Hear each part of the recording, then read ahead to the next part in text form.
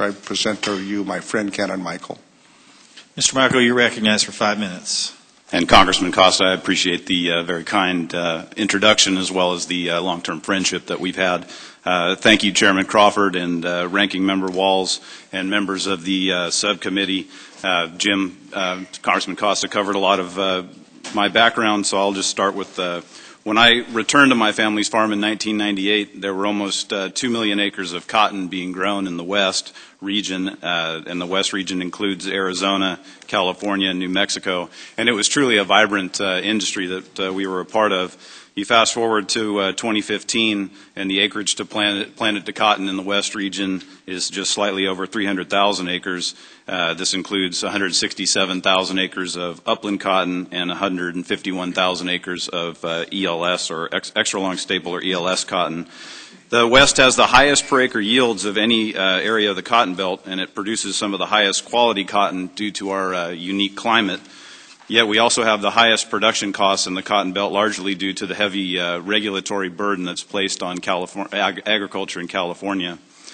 Given the economic situation facing the cotton industry, some action must be taken to stabilize the acreage declines and infrastructure loss in our region.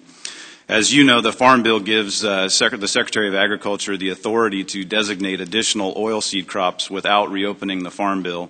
We are now seeking this designation for all cottonseed, whether produced from upland or ELS cotton, since there is no distinction in the seed produced from both types.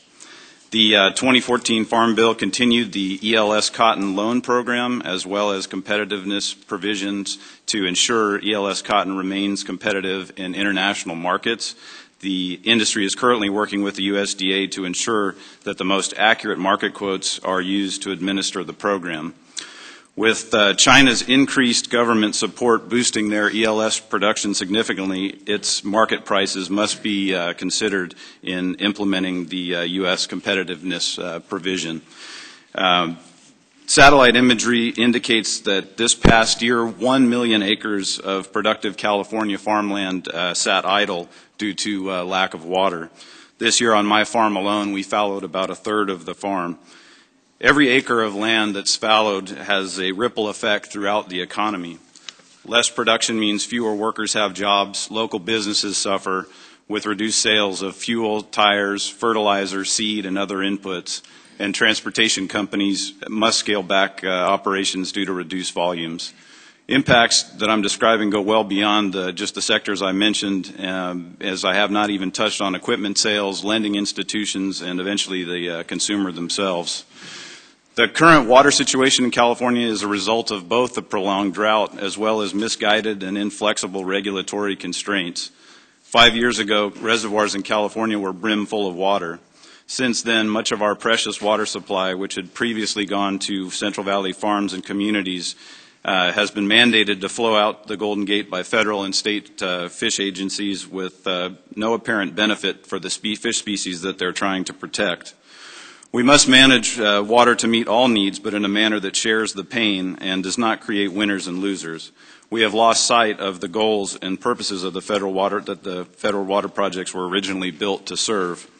In many parts of the West, litigation stemming from citizen suit provisions of environmental laws, including the Endangered Species Act, or ESA, is producing federal court decisions or court-approved settlements that direct federal agency management of state water resources. As a prime example here in California, federal management of the water in the Bay Delta, driven in part by third-party citizen lawsuits via the ESA, has redirected millions of acre-feet of water away from human uses towards the perceived needs of the environment with no documented benefit to the fish intended for protection. And I have just a couple of quick slides to go through. The largest reservoir in the state of California is Lake Shasta. As you can see, the red line is the operations in 1977 when they used the reservoir for what it was for, which was to give water to communities, farms, wildlife refuges. They took that reservoir down to 650,000 acre-feet in storage. This past year held captive was over 1.2 million acre-feet in this fourth year of drought, held away from family farms, from communities in the Central Valley. So you can see here it's being water supply is being held hostage. Also, this shows how much water's flowed into the Bay Delta and how much water's flowed out to the ocean, again, with ESA being the main driver. We do need more surface storage as well as groundwater storage, and we need to continue to push back on these inflexible regulations. And I thank the subcommittee and the members here today for the opportunity to discuss some of these challenges and appreciate the time. Thank you, Mr. Michael.